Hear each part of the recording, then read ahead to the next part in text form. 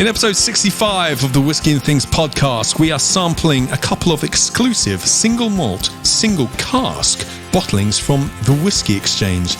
An Arron 24-year-old and an Edradour 11-year. And if we're going to talk about the Whisky Exchange, there's only one person to talk to, and that's their very own Billy Abbott, who's going to share his whiskey wisdom with us and tell us all about these wonderful whiskies. As always, you can find some more whiskey-based content, images, videos, and all that fun stuff on all our social media platforms at Whiskey and Things Podcast on Instagram and at Whiskey and Things on Facebook and Twitter. And don't forget to give us a rating or review where possible and subscribe on that very podcast platform that you are listening. It means the show will be delivered to you every week. With a bow.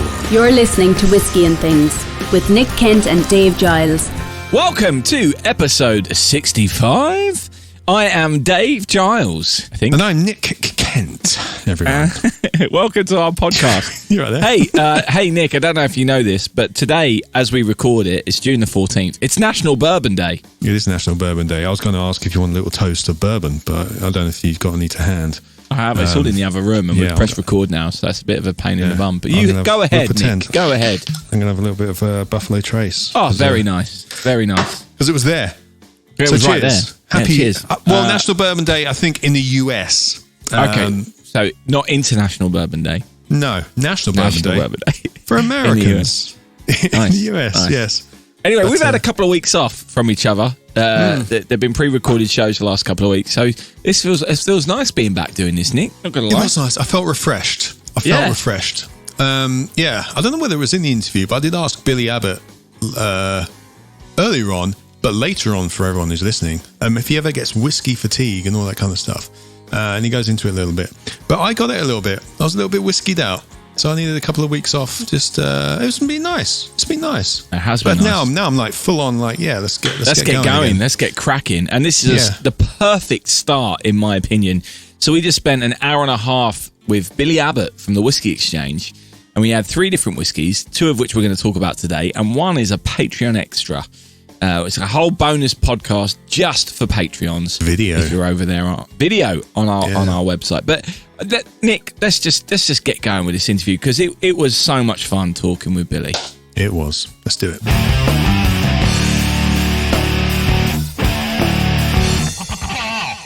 Billy Abbott, welcome back to Whiskey and Things. How are you, sir? I'm doing all right. Slightly warm, as I think everybody in the UK is today. It is roasting. But yes, it's busy time since I last saw you guys. So we're going to talk about fun that. Times. Yeah, so before we start talking about how busy you've been and why we haven't been able to get you on the show for a while, let's pour our first dram.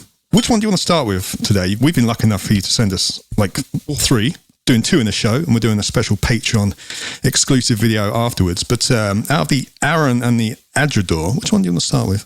I reckon we should start with the Edradour. It is slightly less over the top. I sent you basically the bourbon I will talk about later on. That's a sort of a slightly softer sort of. I think these other 2 are both a little bit of a beast. So they both look like treacle, by the way, but not that thick, obviously. But colour-wise, anyway, we'll talk about that in a little bit. They also have some texture, I do believe, is the official tasting word we use. I love that. It's weird because I saw our friends, a New Drinker, do a review on the Liars. I saw that, whiskey, and it reminded me that when we tried that the non-alcoholic whiskey, it just has no texture. And I think that was what I missed, and that's the word I don't think we had in our vocabulary at that point, Nick. There's no mouthfeel. Yes. No mouthfeel, exactly. Anyway, Billy, while we sip on this, let's. Last time we saw you was our Christmas episode, which is crazy. It was episode 37. Yeah, you were giving us tips on whiskey gifts for Christmas. Yeah. Because I sort of think about it, I go, Christmas, that was only the other day, really, wasn't it? I know. No, that was 6 months ago now. Wow, how about that? There we go, that'll do. Yeah. Crazy. That's a while back. The Whisky Exchange has been a particularly busy place. People keep on buying booze, it seems. Yeah, who knew? Who knew? Who knows why? You guys came along to our whiskey show last year. Since then, we've had an old and rare whiskey show weekend rather than a sort of like big long thing. We've had a cognac show. We've got a rum show coming up. We've got another whiskey show coming up. We've got a champagne show coming up. So all these sort of different things, behind the scenes being organised, as well as a load of new, fantastic, interesting, exclusively things, including these whiskies we're trying, some other bits and pieces, some fun projects which I'll hopefully talk about in a bit. It's just been running around, and also going back into the office every now and again, which has been very exciting. Seeing people. Yes. I like my desk here. My desk here is nice. We're surrounded by bottles. Well, I guess you are in the Whiskey Exchange as well. Yeah, but my chair's comfier here. Well, let's talk about... Hang on. Just before you crack on there, I got one question about what he just mentioned. Okay. Do you feel the name, the Whiskey Exchange, sometimes it's misleading, bearing in mind you do things like the champagne show and the rum show and all those kind of things? Is that a hindrance ever to what you're doing? Well, so if you would like to do a podcast entirely on my thoughts about the name of the company I work for, I can quite happily fill several hours, and have done, speaking to the boss on occasion. It comes down to the history of the company. 20 years ago when we started, Sukhinder and Rajbir were guys who focused on whiskey to start with. Sukhinder's a whiskey collector. Rajbir is a guy who likes all different drinks. And they decided to focus on whiskey to start with, but very, very quickly they shifted off that. Within a few months, I think Rajbir was driving a van around London, picking up every single case of cheap champagne he could to sell on to bars to sort of make margins. But no, at the moment, I think it's the 10,000 products we have on the website at any point in time. About 10,000, sometimes a little bit above, sometimes a little bit below. We sort of settled on that as a number where that's a very, very silly number, but it's not too silly. About half of that, any point in time, is whiskey, and the other half of it is other stuff. And so we spend a large amount of time saying, oh yeah, we're the Whiskey Exchange. Here, try this, it's rum. Here, try this, it's tequila. Try this, it's wine. Our head buyer, Dawn Davis, she came to us from Selfridges, where she was the buyer for all of their booze. And before that, she was a sommelier. So she's a master of wine, one of the 350 odd, whatever it is, sort of highly qualified wine people in the world. And so she spends most of her time drinking wine and telling everybody that gin's awful. So, we within the company, we have Sukhinder, who's a big whiskey fan, rum fan, cognac and Armagnac fan, Dawn, who specialises in wine, but also likes all the other things, apart from gin, which she'll tell you at great length. Oh, yeah. There's an interview with her out there somewhere at the moment, which I'm fairly certain is mainly her saying how much she hates gin. Then you have, other folks in the company. We have tequila experts, we have weird cane spirit experts and mezcal experts. People who we cover pretty much everything under the sun. I saw your advert the other day advertising a job for buying old and rare casks, wasn't it? Old and rare bottles, yeah. Bottles. It is one of the most ridiculous jobs in the whiskey industry. It is something which is not suitable for pretty much every human being on the planet. There's a very, very small number of people who will be able to do this job and will be able to fit into the way the job works. But it's basically to work with Sukhinder, the whiskey half, the logistics half, and the guy who looks after the old and rare side of our website. So to work with one of the brothers to buy old and rare stuff, because we sell old and rare stuff. And so the job is to basically find old and rare stuff and manage auctions at the same time as learning how to spot the stuff we're meant to from one of the the best people in the industry at doing that. It is the hardest job in the company, I think. A friend of mine's doing it at the moment.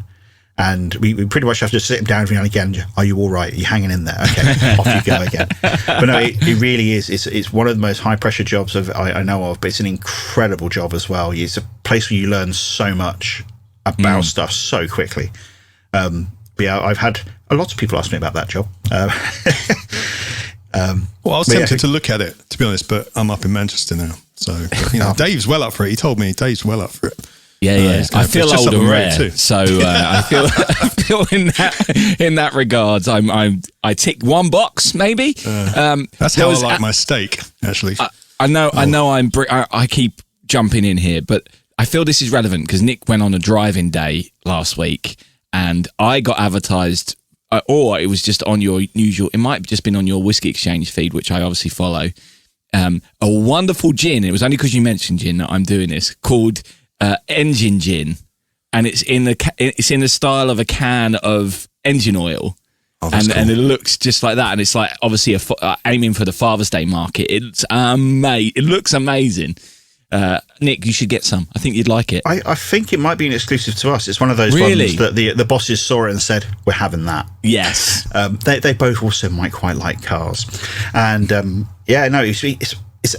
it's been an almost ongoing joke. We've been trying to get it in for ages. And so every single sort of meeting we have, our weekly, how we're doing with things, it's like, is Engine Gin here yet? No. Then all of a sudden it was, is Engine Gin here yet? Yes, it is.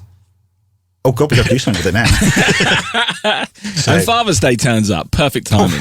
How about that? No, but it's great stuff for my here. I've not had a chance. We've got all these, the Engine Gin canisters, the cans all over the office. I didn't realise they were a product. I thought they were just sort of like, sort of testers for a product. Then all of a sudden it all made sense why we just have these cans of gin all over the place. Yeah. I've been told it's very, very good. I need to steal some next time I'm in the office. Sorry.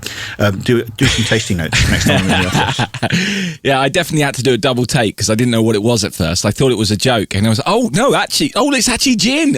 Amazing. Anyway, Nick, you had a question and I've jumped across you twice. So let's start, shall we?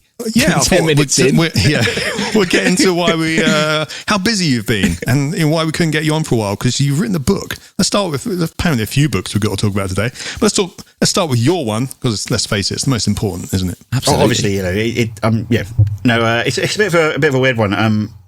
I was commissioned to write a book for the British Library as part of a series they're doing called The Philosophy of Things. So they reprinted a while back a book called The Philosophy of Beards, which I think is like an 1880s treatise all about why beards are great. I haven't read it yet. I heard it came up on All Things, the No Such Thing as a Fish podcast last week, in which they sort of said it's a very, very strange book all about beards. It's like, brilliant. I really should have bought it by now. Yeah. But it was so popular that they decided to commission some new books about philosophy of other things that aren't quite so weird as having a philosophy of beards. So they've got cheese and beer and coffee, gin, whiskey. And so, they, through some various, for a friend of mine, I got in contact with the British Library and they said, would you write us a book? It is basically a ladybird book on whiskey. It's not the most in-depth treatise on the spirit you'll ever see. But someone asked me to write a book for them. I'm not going to say no. Absolutely. But not the British Library as well. Such an esteemed establishment as the British Library. I'm quite surprised by the whole thing, although I am increasingly certain that it will literally just be a book that's on the little spinny rack by the checkout in the British Library gift shop. But it's on Amazon and all the other bookshops. So there we go. Yeah. But no, I delivered it a little while back. I'm just waiting for the corrections to come through. But yeah, so The Philosophy of Whiskey, it should be out on the 14th of October, available from all good booksellers near you. And it's going to have loads of really great illustrations from the British Library archive in there. So they've gone through and they've pulled out all of their sort of like things around booze they can fit into it. And I'm looking forward to seeing those as well. Amazing.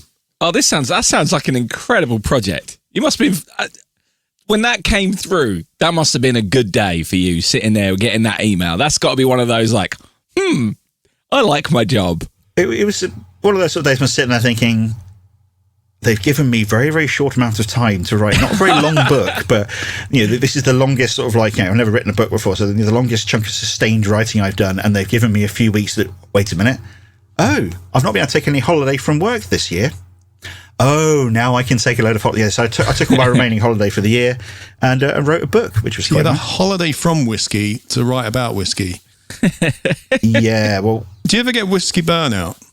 Well, this is the reason why I do lots of stuff that isn't whiskey. The Whiskey Exchange lets me do all these different things. And, last year, was it last year? Yes, it was last year. Beginning of last year, I took a load of holiday to go to Japan and learn all about Japanese spirits. Nice. And also just wander around and eat a lot of noodles. But the ostensible reason was to learn about spirits.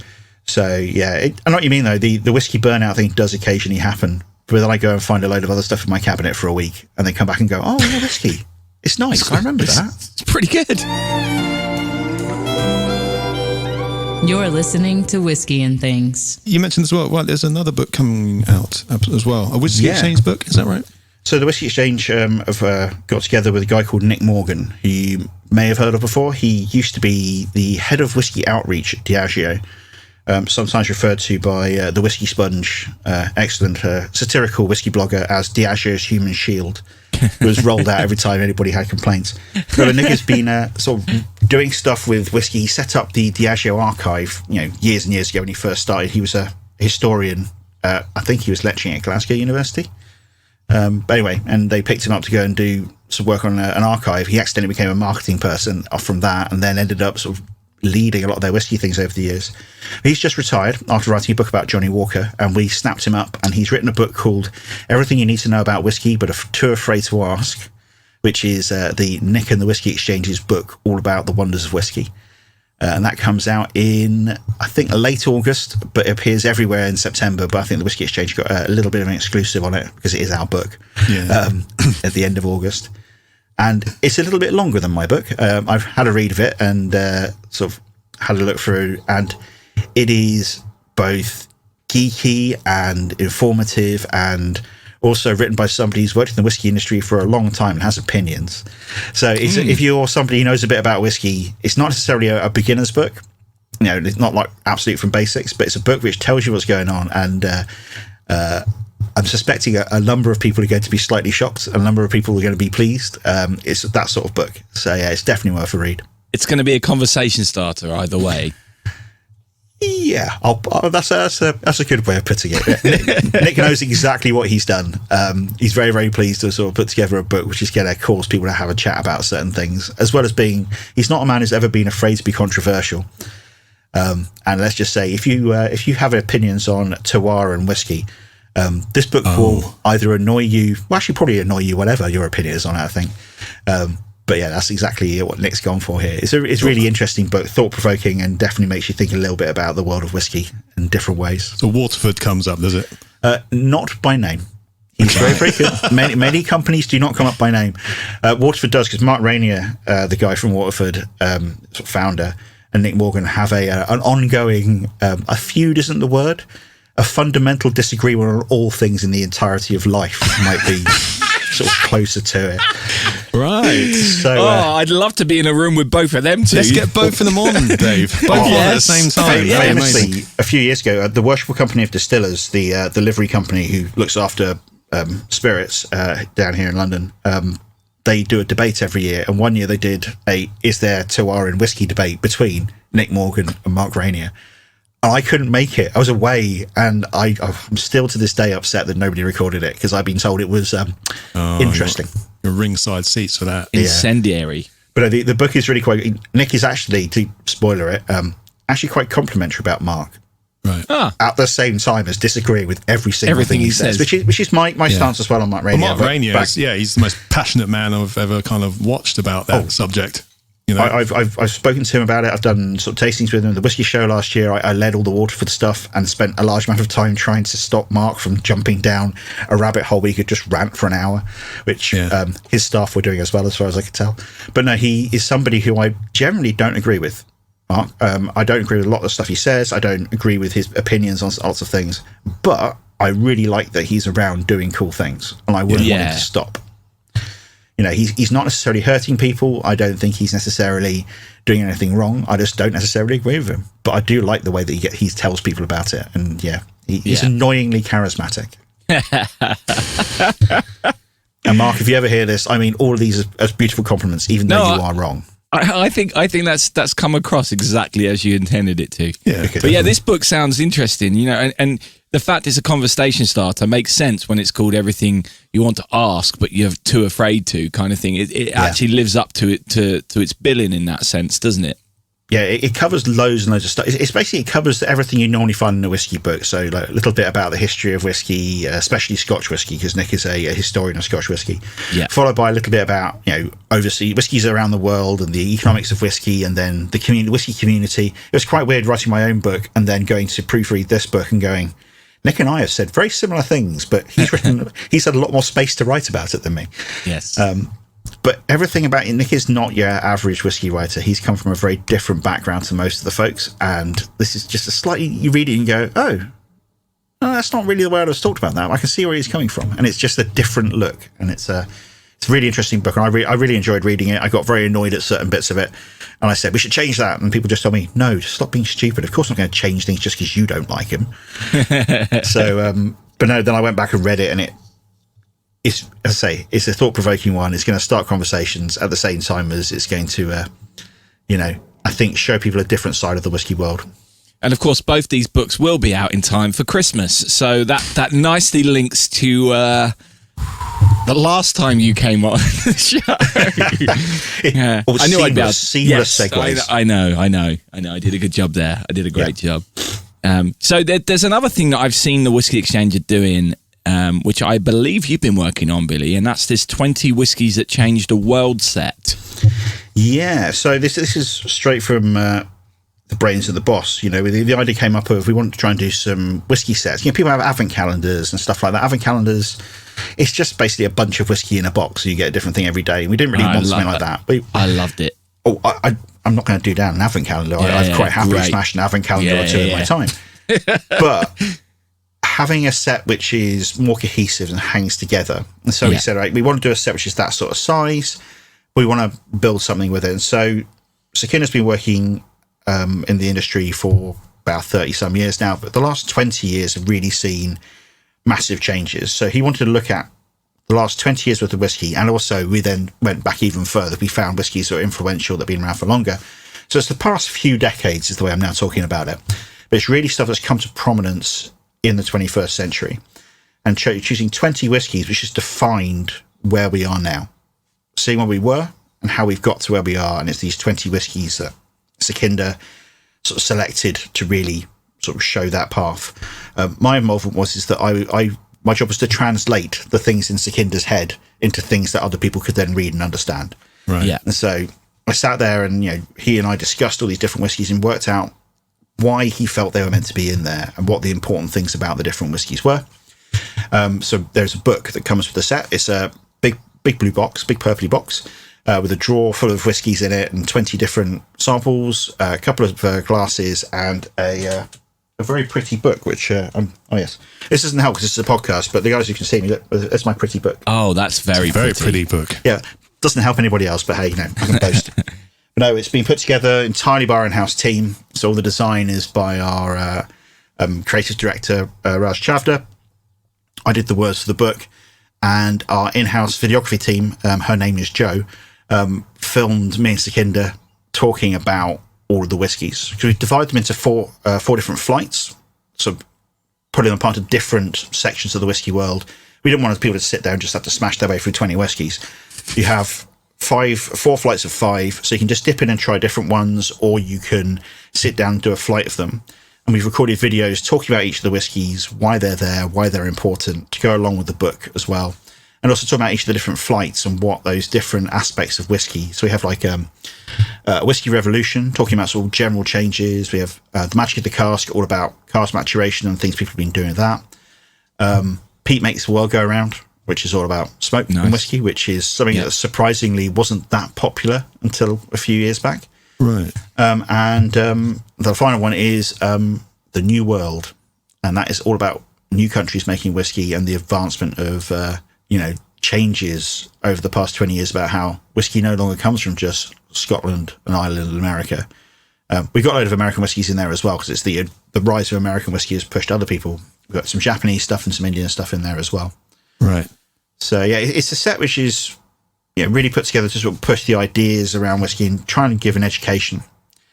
And yeah, it's the education part which I'm all about. My official job title is content and training manager, I do believe. But that sounds really boring and nobody really understands what it is, which is the reason why I've got ambassador on my whiskey on my business cards.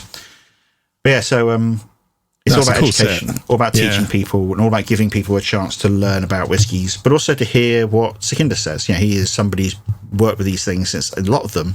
We're doing the video. My prompt is, so Sekinda, you're at the launch of this, so and talking about things like Talisker 18 and Monkey Shoulder and all these things which are now fixtures. Compass Sports hedonism. It's like, well, John Glazer came round to see me because he only his warehouse is just around the corner, so he just sold his first bottles in and came to see me and show me what it was like to make sure I wanted to take it as well.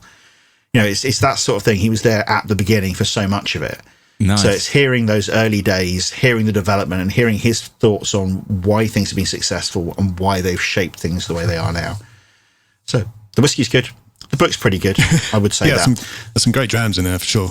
Oh yeah, just looking at that, really nice. I think what's good about it, looking at this guy, I just pulled it up myself. Looking at it is there's a lot of whiskey that people are going to recognise in that as well, which and stuff that people can easily get, not just from the Whiskey Exchange, but from supermarkets.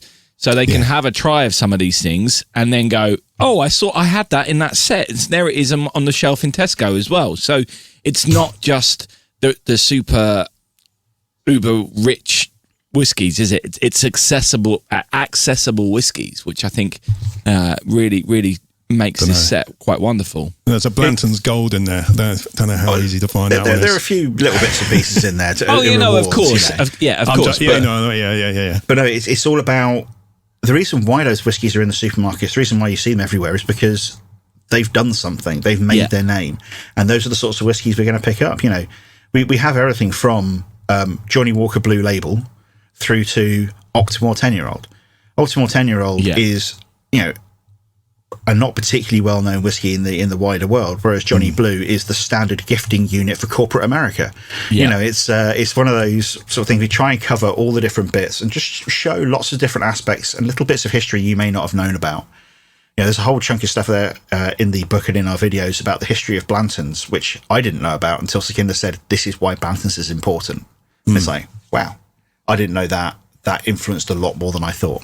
Yeah. So it was a really big project. It took ages, you know, writing a book. That's 2 books I've written now. Well done me.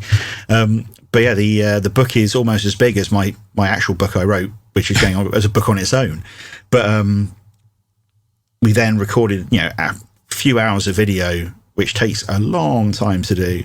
And just try to make this whole thing so it's a beautiful set for people to both receive, but also to experience after the fact. You know, we wanted to have a whole experiential element to it. So it's a thing of wonder. We're all surprised. It's one of those situations when you make something and you go, "Well, this is good." Yeah, I hope other people like it. And then people say, "This is really good," and you go, "Oh, thank God for that. We knew it was good. We're glad that you agree and have gone slightly beyond what we said." So we're really pleased with the reaction so far. Yeah, cool. And the fact it comes with the glasses and the package looks incredible. I currently have my desktop background on my computer is the background of the pack. Because I like it quite a lot. Yes, it looks good. It looks pucker. And actually, sorry, did I just say pucker? I apologise to Billy, I apologise to Nick, and I apologise to all our listeners. I'm really ashamed of myself. Anyway, it looks talking great. about pies here, mate. Yeah. Anyway, it's actually pretty good value as well for this set. I think that so it's up for £160, which for 20 samples of whiskey and a book, and as you said, all the video content that goes along with it and the educational side of it and the glasses, that's good value in my mind. And there's, as you said, like, yes, there are some what I said were standard whiskies like Monkey Shoulder, for example, but you've also got, as Nick said, you've got things like Blanton's Gold in there, which is a bit harder to find. So actually it's pretty good value, and a Macallan 18 in there, which is which we're not entirely certain how the boss keeps on getting his Macallan 18. I'm fairly certain he's got some compromising photographs of somebody at Edrington, you know, which he just mentions every now and again. No, that's been a properly long project. You know, I wrote the book back at Christmas time, and you know, getting it printed, getting all, you know, the stuff shifted around the world at the moment to actually put it all together, then load up all the boxes. And one of my tasks tomorrow is to work on the second revision of the book. Nice. So, although it's just adding a little bit, the current book is perfect in every way and shape and form. Don't worry, I'm sure. I'm just adding a few words here and there, but so we're looking to the future and looking hopefully to do more of these as we go down the line. We shall see what ideas the boss comes up with. It's a great idea. I think so. This is something that's going to stick around for a while, is it? We got our first batch in. We're just ordering the second batch of dry goods because it's taken off even better than we thought. Nice. So we're just getting the second lot in and second printing of the book and all that sort of business. And we hope to have this standard around for a while until such a time as we decide that we want to change up the whiskies in it, at which point in time we'll have a play. But we're also having other ideas for other packs like this because, you know, as I said, we don't want to go down the Advent calendar route. There are other folks doing that, and they're doing that really well. We happily sell their Advent calendars.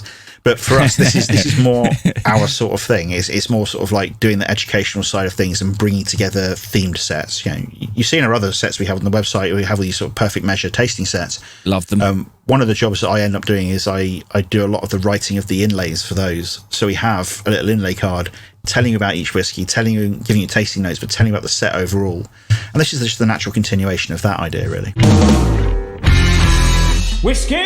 What was the name of that book? Everything you need to know about whiskey, but too afraid to ask. Well, here's a question for you. Okay, last time you were on 37, you gave our listeners a wonderful piece of advice. Don't buy people whiskey stones, no matter what you do. Ah, yes. Yeah, so because of your wisdom, I want to ask you something else that I've been wondering for a little bit. For a few weeks. Now the bars are opening up, right? Regardless of what the establishment says, is it socially acceptable to take your own tasting glass to a bar? Oh, that's a great question. Oh, dearie me. Yeah, that's a... I understand maybe you're not allowed because of certain reasons, but in terms of like being socially acceptable in the whiskey community, I would say that any bar where it would be acceptable to take your own whiskey glass is a bar that would have a good enough whiskey glass that you don't need to take your own whiskey glass. That's a the thing I keep the one I go to in town. Everything comes in the tumbler.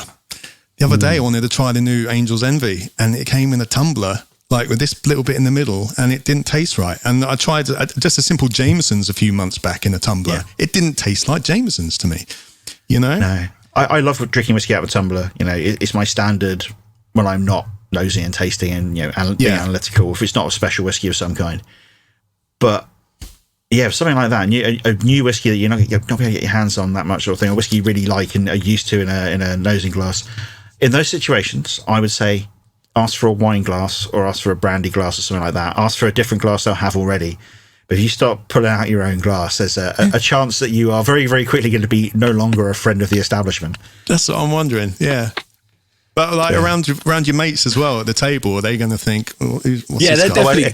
They're absolutely. Yeah. But should you care? Should you care? Because I go to if I see something nice, I'm just going to buy a single to see if I like it. But it doesn't. I want to be able to enjoy it, you know, and put it in a tasting glass and get the most out of it. Otherwise, I'm wasting my money a little bit, you know. I want to. I'm poking for a wine glass, but if it's somewhere that's serving tumblers still, but they're serving nice whiskey in them, then it's not really the sort of place that's going to understand when you pull out a Glencairn and go, don't worry about me. Excuse me, have you got a pet? You know, I say about the going around to your mates thing. I have occasionally. I have sat on my shelf over there somewhere. I have a Glencairn sort of like padded case with two engraved Glencairns in it. Does it look like this? Ah, you have one too. Yeah. Yes. I have been known to turn up to people's houses with that, only for them to sort of face palm. And I take this to my parents every time I go home. I take this home. The main thing is I take it when I go and see my mum and my stepdad, because my dad's got a lot of tasting glasses, but he sort of has worked in the edges of the drinks trade. But my mum and stepdad like really nice booze, so I bring down really nice booze to them and give them a nice glass, and they sort of go, we should get some of these glasses, really, shouldn't we? And they go back to drinking half pints of box wine every now and again. So, you know, it's good box wine. They've got good taste, don't worry. But I would say choose your audience carefully. Yes. Basically, I'm turning into a whiskey snob. Is that what we're I think coming to? I think I might be. I love that advice, though. The wine glass or a brandy glass is a great shout. That's such a, you'll look a little bit like a dickhead, but not as much as turning up with your own glass. Yeah, when it comes to just like politeness to an establishment, sort of turn up and saying, "Excuse me, your glassware is not adequate for my needs." Yes. There is an element of a backhanded slap to the face of your server, and it's like, danger. Absolutely right. Shall we talk about this whiskey? Yes, which I've almost finished it. So, which we have been supping on. I had nearly finished this as well. This no, not even going to try it. Billy, help me out. How do I pronounce this? I call it, and this is.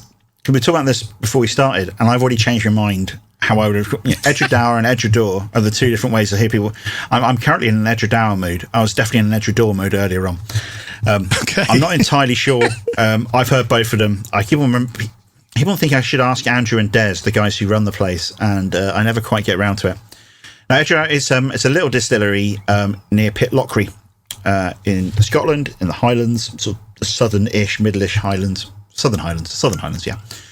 And for a long time, it was Scotland's smallest distillery. And then all the other small distilleries started, and now they've become Scotland's little gem. And they also built a replica of the distillery on the other side of the river that runs through the middle of the distillery. So they now have double capacity because they needed it. Because stuff like this. This is very specifically this sort of whiskey. This is a heavily sherried Edradour. It is a single first fill sherry butt.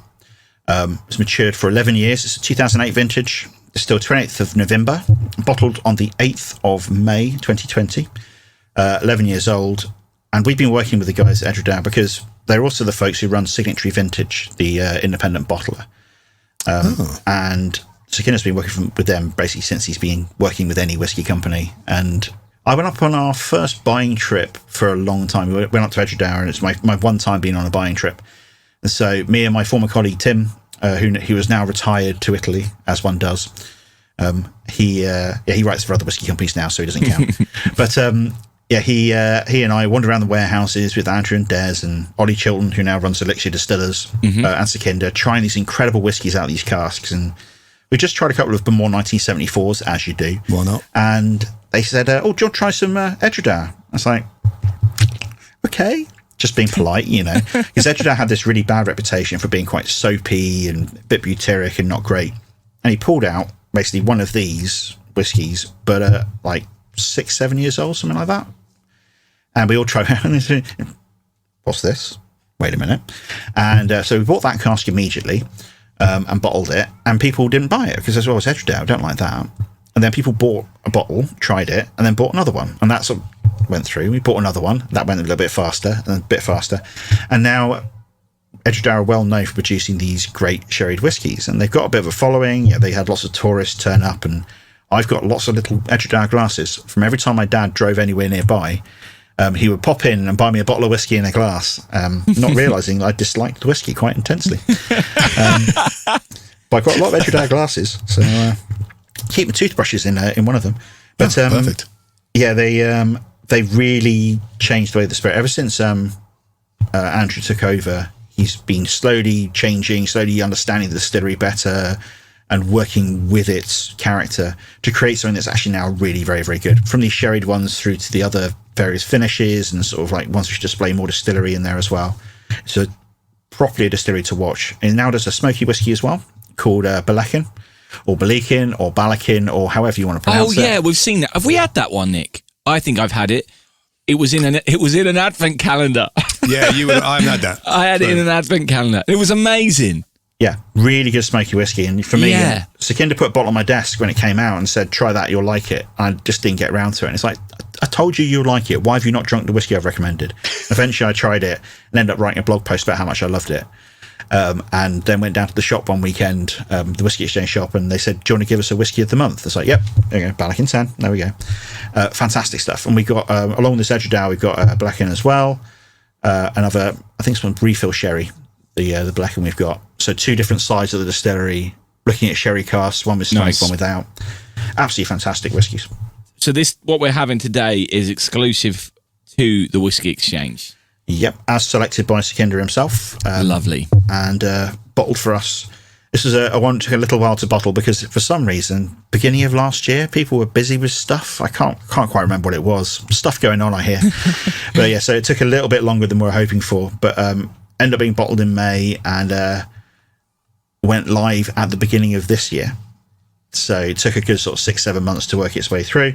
But went live in February and yeah, it's been selling rather well. But also, it's a butt, so there's 700 bottles of it. So, yes, there's a little bit of it about. Yeah. I am loving this. This is... we're gonna, absolutely gorgeous. We're going to release the price later once we've tried the other one because I want to guess which one's more expensive. But this has got so much flavour to it. Raisins all over it. I'm getting so much raisins, which is fairly obvious, I guess. The dried fruits with the sherry kind of makes sense. But it's 58.3% according to this the bottle that you wrote, the sample bottle. And it didn't feel that way. I know you said they're heavy and that they're beasts, but it didn't feel that strong when I was drinking it.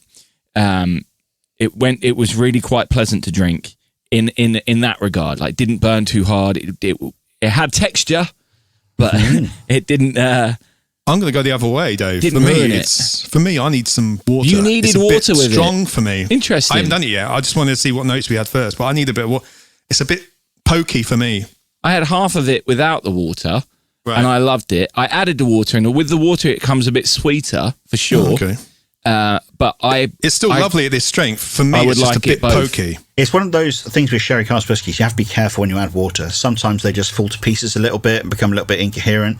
This one works. It's not quite whiskey cordial. You can't quite sort of smack it down to lemon squash levels, but it can take a good slug of water, and it gets sweeter. For me, it gets a little bit more sort of spiced sponge cake with fruit in it rather than dark fruit cake. Okay. There's a fruitcake spectrum in my mind, and this moves it along the spectrum of fruitcake. Okay, that's lovely with water for me. That's lovely. Just as a little splash. Takes the edge off. Oh, wow. Spicy. I've got a bit of floral. Don't know what kind of flower, but some sort of floral note in there. Yeah, and that being the spirit, poking its way out a little bit, because while it is really, with these whiskies, one of my problems with them often is that they do hide the distillery character. And if you've ever heard me talk about whiskey, I love the taste of a distillery itself, not the spirit. The underlying spirit is important. But these casks do often swamp them. These are the exceptions. These are generally really good casks, and the spirit has enough weight to hold up to them. But there is something sort of a little bit floral to it. Yeah, again, it's not a particular, oh yes, I can pick out honeysuckle. It's more of a, there is something flowery in here, a little bit meadowy, that side of things, as well as that big, rich sherry cask. Worm tubs were involved in this as well, wasn't it? Am I right? I was looking at their beautiful distillery earlier. I was having a I'm look trying at it. to remember all the different bits. They have a Morton cooler, I know that, which is this weird thing. Rather than doing a plate heat exchanger, which is what most people have, which I will not explain now because that's really boring and geeky. But they have this weird thing which I've seen advertised in the back of old whiskey books from like the 1880s and 1890s, and they had to get another one made when they built the new distillery because they didn't want to change anything. So they had to get this thing custom built, this weird old-fashioned heat exchange to cool stuff down. But it wouldn't surprise me to have worm tubs. This is not the sound of me leaning to pick up my little book which tells me everything about whiskey. But for those who know, Ingvar Ron's Malt Whiskey Yearbook is the thing which sits by my desk at all times, just in case. He's not looking at right. Yeah, I'm obviously not looking at it right now, but just in case, he's a friend of mine. He's in insurance, isn't he, Dave? I believe he is. 2 stills in each distillery are attached to a worm tub on the outside. There we go, yeah, worm tubs. It says so in my brain, not in this fantastic book that everybody should buy. There's one of those books that comes out every year, doesn't it? Like there's an update. Talking about books, I have on my shelf somewhere, I've got all of them for like the last 10 years, and I keep on meaning to buy the ones before that. It's really interesting to see how they've changed and how they've updated. You can sort of see the history of how the whiskey industry has changed over the years. It does mention both the Whiskey Exchange's blog and my blog, so obviously the book's great.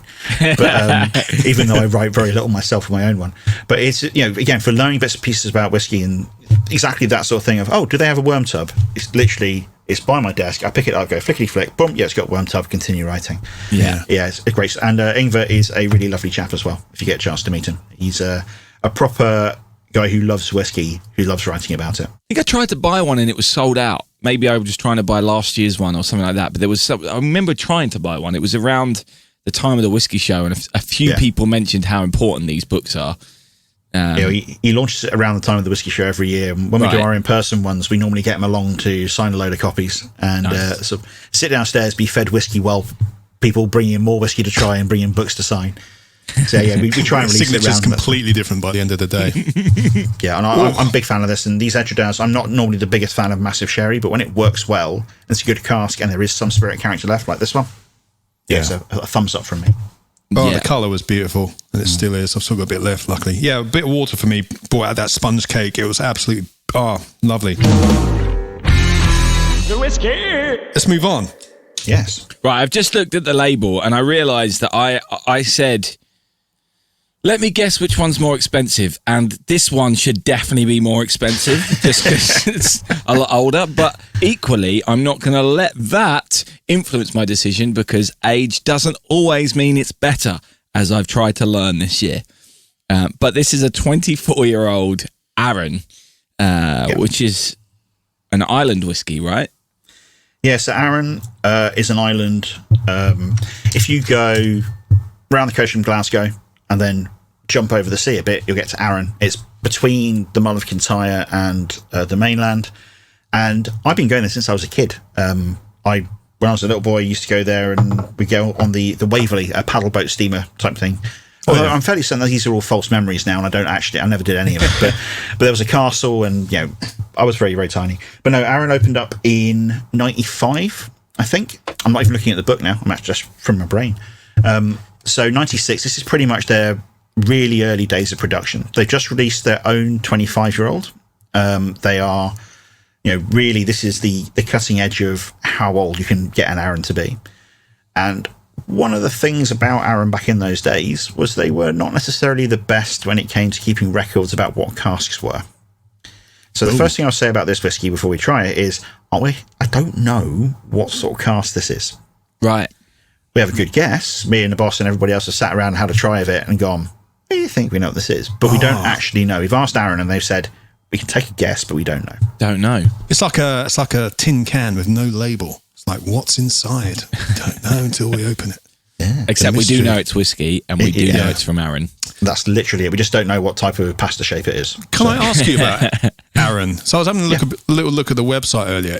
Is Arron a distillery, or is it a name where they release whiskies from a couple of distilleries? Because I found Lochranza and Lag on the island. Indeed. The Arron Distilling Company, whatever the official company name, now own 2 distilleries.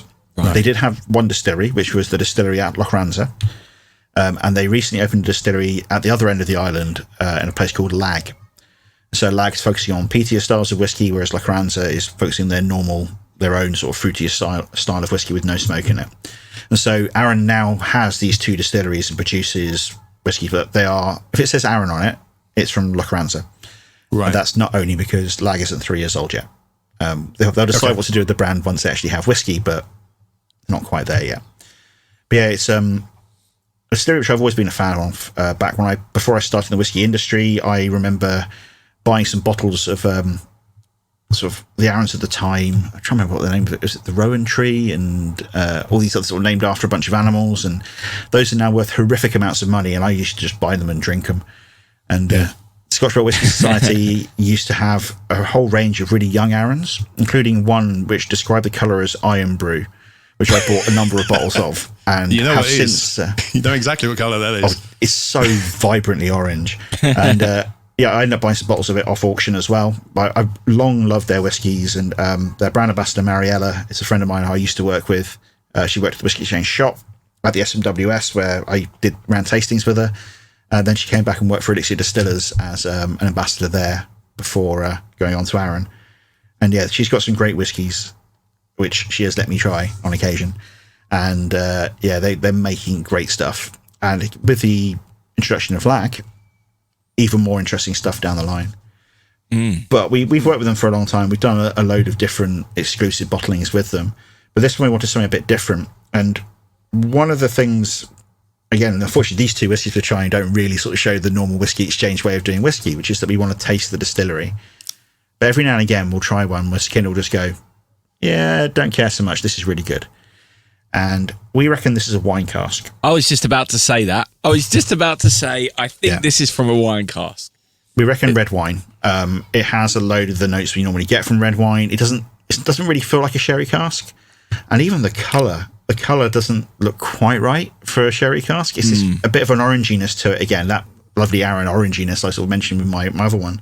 Yeah. But that is something about it. On the nose, I was getting this orangey walnut vibe. Yeah, it's just...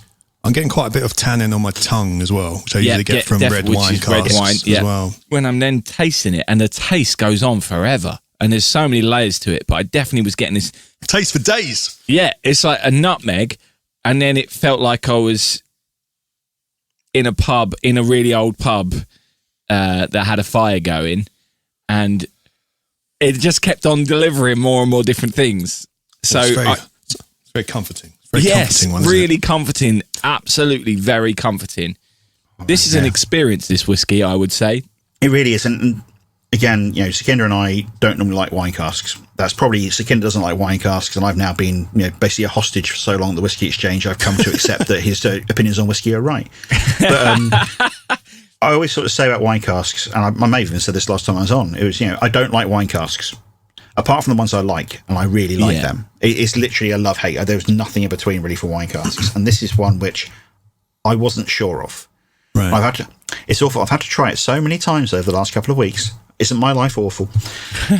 Because I just really wasn't sure about it. It sits there on this this dividing line for me of, does it do the right thing? Does it not do the right thing? And today it's doing the right thing. It has, as you say, that sort of jammier stuff, those sort of fruity things, that orange at the front. Yeah, there's jam. But then the tannins for me today are really in check. They are there and they're providing structure rather than getting in too much. And sometimes for me it feels too much, other times not. And the wood and the spice and then the fruit, and it just lingers and lingers. And I can taste Arron in here as well. And that's the other thing for me, is it doesn't all disappear. There are some fresh fruity notes in here which are not from the cask. Right. And those are the things which I remember from Arron. There's a fruitiness in there, sort of candied fruit, which I love from Arron's, and that's in there. I'm very pleased because I had no idea before I put it in my mouth what I was going to think about it, because it really is a whiskey that's divided people I know and has divided me on occasion. But it's one that I generally come down on the side of, I like that. Yeah. How many bottles are you releasing of this? There's 273 in total. Not many, is it? We are as of recording, we are sold out. Right. We will, of course, have some more because we didn't bring the entire cask down. Because we thought, why take all of it out of bond and pay all the tax on it now? Oh, just trickle through. We're not going to sell 160 bottles in the first couple of. So we sold 160 bottles in the first couple of days, and I was speaking to some friends of mine the other day down the Scotch Royal Whisky Society, and they said, all of our friends have bought one. Everybody we know has bought one. There's a whole run of these Arrons at the moment that people are just jumping on. And I'm about to organise a sample spot with one of the guys who I am having a chat with. He's like, I've got my one. Do you want to have a try? And this is really nice. They are really picking up a little bit of attention because this is, as we say, about as old as you can get, Arron. They've done their own 25-year-old. There is a little bit older than this, but this is. Do I even have the dates? Just trying to find out. Distilled in August. July. July. 19th of July 2000, and here we go.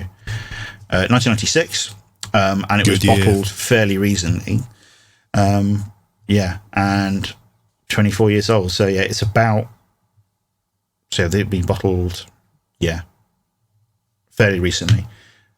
But it's old. It's Arron still distinctively. It's a weird cask that we just don't know, but we're fairly sure from the character of it. Yeah.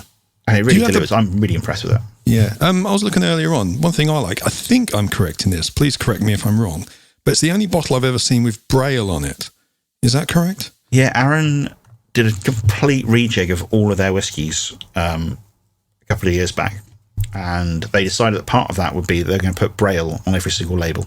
Nice. So all of their labels now, they've got a lot. And I've got a label proof here for our whiskey, so you can just check what the details were. And the label proofs are now ridiculously complicated because every single raisin texture is a different colour. And then all the different foiling, all the different textures. They also have an overprint in shininess, just like with shiny glue almost over the top of it.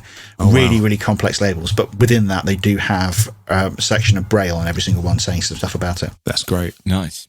And do you recommend adding water to this one, or is it one that shouldn't happen? This is one to be careful with. I've not tried it much with water, but again, wine casks like sherry casks can often sort of lose a little bit of integrity. But I think this one should be able to hold it together. I've just got that cakiness again from that. Mm-hmm. Oh dear, these are lovely. I'm going to add a little bit of water to it. A little bit of water. Don't add too much. I can feel that already with the amount I put in there. It's starting to just pull apart the seams a little bit. But a little bit of water, take the edge off, open it up a little bit. That works wonders. Really changed it quite a lot as well. I've lost a lot of that fruitcake thing, but I'm getting a lot more of the sort of minty, mentholy sort of vibes I get towards the finish. Absolutely. It reminds me, I've recently spent a large amount of money on buying licorice off a website, and part of that they sent me a kilo bag of Pogs. The pink and blue ones. A kilo of Pogs lasts for a surprisingly long time, and this has got a little bit of that pogginess in the finish. And as a big fan of the Pog, I am not complaining. Hang on, what Pog are you talking about? As in the little bobbly thing, the little bobbly licorice all sort. Yeah. Oh, okay. No, I was thinking about that old, the games. discs. The little discs you used to collect. So what are you in a Pog for? Spog, not Pog. Sorry, I got the name of it wrong. Spogs, I do believe. Spog, okay. was confused. Just checking. Main ones you Internet can says. Yeah, probably Spog. I don't know. Anyway, the blue and pink bobbly things. I know the what you usual mean, sorts. yeah. The ones which I always steal because nobody else likes them. Those ones. It's got a little bit of that to it as well. Yeah, there's definitely some mint in there now, which I didn't pick up before, which I'm really picking up with just a couple of drops of water have brought that out. Yeah, I was getting it already, but it's something that I often look for in this type of whiskey because the wine casks and sherry casks, you often do end up getting sort of like minty, mentholy, sort of licoricey sort of thing. I often find it also in things like American rye whiskies, lots and lots of mint and menthol and those really leafy sort of notes. People talk about spice in rye, and I always find those sort of weird green notes in there as well. I often find it in sherry casks. I find mint in Lagavulin sometimes, actually. Yeah, definitely the sort of younger, sort of punchier, fresher ones. But yeah, Lagavulin 16, definitely sometimes a bit of mintiness hiding in there. Oh, there, yes. Cool, well, these are fantastic. Dave, do you want to have a go at these prices? Well, I think I've got to stick with my guess with the age thing, that the Arron is definitely going to be more expensive. And the fact there's less bottles of it around would also indicate that it should be more expensive. Basic supply and demand, that, isn't it? So I'm going to go with, this tastes really expensive. I think the Edradour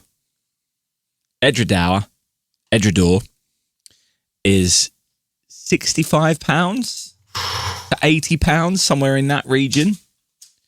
Yeah. And the Arron is probably a lot more. It's going to be, it's definitely 150 plus. So I'm going up to 195, maybe.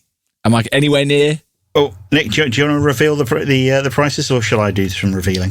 No, you do it. That's why we got you. It's more exciting. Make me work, I see. I don't do this to talk. That's why we get people on. The Edradour is 80 quid a bottle. Oh! That is the upper end of your thing. Again, this is the perils of sherry casks at the moment. Sherry cask whiskey is hella pricey. And the Arron is 199. So I was pretty close with both of those. Yeah. Indeed, yeah. But again, I don't know what Arron are charging for their own 25-year-old, but for the amount of whiskey there is of this, and I thought this was a good price for it. It seems at the speed it's sold the other week. You could have shoved an extra tenner on if you wanted to. But no, for what it is, these are absolutely solid prices. These Edradours, again, they don't fly off the shelf, but they sit there for a while. And if you're after a really big sherried whiskey, it's what I've been recommending to people recently. Yeah. And there's been a number of folks who have popped up after the older ones have disappeared and gone, I want another one of those. Do you have any more of that one? It's like, no, it's sold out 6 months ago. So, are you sure you don't have any more of that? And the answer in one case was yes, the boss just found a bottle and literally just put it back in stock. You are very lucky. But most of the time it's, yes, we do have some. That is the boss's personal stash. He will be drinking that, sorry. It's what Sam Simmons said to us recently, that a whiskey isn't successful unless someone comes back and buys a second bottle. Yeah, you haven't sold a bottle. This is my standard measure of all things in the spirits world, or pretty much everything, is if you can sell a bottle. Selling a bottle's easy. People will just buy a bottle to be friendly. Get them to buy a second bottle. That's the difficult bit. And Sam and I have discussed this on a number of occasions in the past. And it's selling that second bottle of the same thing. That's when you know you're in the right doing place. something. Yeah, doing something right. Right. Well, Billy, obviously we're gonna talk to you a little bit more for a Patreon extra. But right now, let's wrap this up. Thanks so much for coming and joining us and sharing these two beautiful whiskies with us, and letting us know what you've been up to, because that was absolutely fascinating as well. And good luck with the release of the books, or your book, and then the Whiskey Exchange book. And also, I really want to get stuck into these 20 whiskies, Nick. I don't know about you. I have to figure out what we're doing there. That might be a next invoice getting paid treat. Yeah, perhaps. thinking the same. Thinking the same there. Yeah, we could do a special just on that for sure. Anyway, all right, we could do 20 shows on it, Nick. Think about it. So we haven't got enough samples under this bar. Exactly. Good Lord. Anyway, thank you so much, Billy. Really appreciate it. Cheers, Billy. Thanks a lot, guys. Why they ever let two Englishmen have a whiskey podcast, I'll never know. And of course, you can watch the full uncut video of that chat with Billy on our Patreon page. That's going to go up the day we release the podcast. And in a couple of days, probably over the weekend, I will also put up the bonus video of an extra whiskey which we recorded. Those two, yeah. These two whiskies we just had are incredible. The Arron and the Edradour, amazing. Edradour, can't read, can't talk. Indoor? No, that's where the Ewoks are from. Isn't it? Yes, they were incredible whiskies, super amazing whiskies. I'm pretty sure both of us preferred this one for the Bao Blair, which is in the there's going to be the Patron bonus podcast. So. Yes. There's definitely a reason to sign up. Also, Nick, I'm going to bring this up now, right? I'm going to bring this up. You're altering the script. I am, Nick. I'm altering the script while we're talking about Patreon. And patreon.com/whiskey and things is the way to get involved. And there's different ways you can get involved on there. And we are doing another Patreon live show. We've just decided today for our 75th show. Oh, yes. So if you sign up before July the 18th, you will be able to join us for that, and I will be sending a message about that very show. July the 18th. Wow, that's gonna come up very quickly. It's going to come around quick. It's only a few weeks away. So, if you want to come and join us for that, please do. Haven't decided what whiskey we're going to drink, but we'll let you know as soon as we have. Yep. Hopefully we might have some guests. We haven't decided yet either, because we've decided this afternoon, everyone. There's normally guests. There's normally something going on. There's normally guests. And also, we're working on a little something for our Patreons for the 75th show. I nearly said 75th anniversary. I'm like, I'm not that old. I know I feel old, but I'm not quite that old. But of course, you can, going back to Billy, and Billy, wasn't he just delightful? Billy is delightful. I love speaking to Billy. Me too. It's just, I could just, ask him anything and he'll give you all the information, and that's what I love, you know? Yeah. Yeah, no. He knows his stuff, and he does know his stuff. Great sense of humour as well. Lovely guy to spend some time with. And you can find all about him and the Whiskey Exchange and all the things we've spoken about today in the show notes or on our website. So check the show notes. Certain podcast providers provide show notes really well. You click on the episode and below, you'll see all the links. Some of them not so well. If you're looking for the links, you can always just go to our website, which is whiskyandthings.com. If you're unsure when we say show notes, go there. They always go up and you can click on anything through that. And as well, in the description as well, because these are from Whiskey Exchange, if you fancy purchasing any of these whiskies, if you click on any of the links in the description, there'll be, it's kind of like an affiliate link. You'll be helping out the show at the same time. Anything you buy by clicking one of our links, not just that whiskey, anything else you buy on that site helps us out. So, it does. Yeah. Books, whiskey, gin, champagne, but Father's Day gifts, Engine Gin, going to that. Wow. Yeah. Yeah, so all socials for Whiskey Exchange and Billy Abbott are in the in those show notes. Why do I keep forgetting the name show notes? Anyway. Show notes. Anyway, the Angels have had their share. And you've had yours, Dave. Good Lord. Calm down. Calm down, will you? So much. So cheers. Thanks for coming. Whiskey and Things.